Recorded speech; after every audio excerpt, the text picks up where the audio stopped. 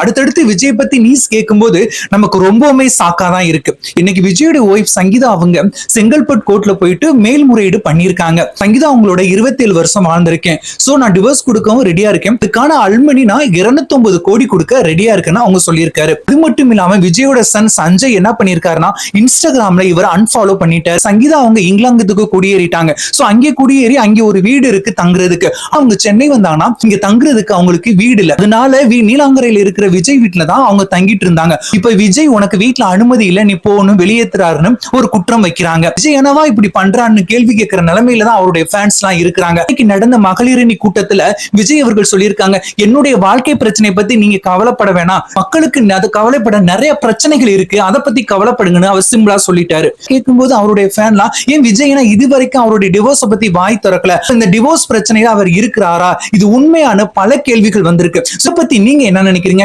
இது மாதிரி ஹாட் நியூஸ்க்கு என்னுடைய பேஜை மறக்காம ஃபாலோ பண்ணிக்கங்க.